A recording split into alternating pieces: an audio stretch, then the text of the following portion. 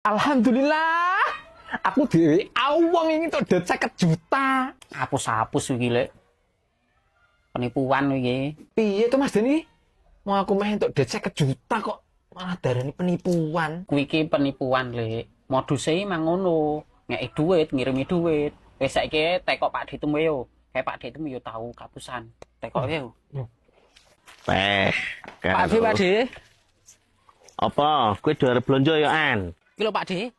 Iki lho, lek ropat iki jare arek dikeki duit. Dulur, kanca apa tangga? Hadiah, Pak De. Seko?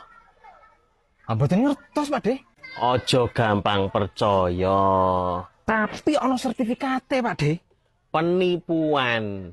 Ora, Pak De. Tenanan iki, Pak De. Penipuan. Tak kandhani ora ana wong mulya tanpa rekoso, tanpa kerja. Sebab rezeki teko mergo ikhtiar. Lantaran nek ana info sing ora jelas dicek sik kuwi.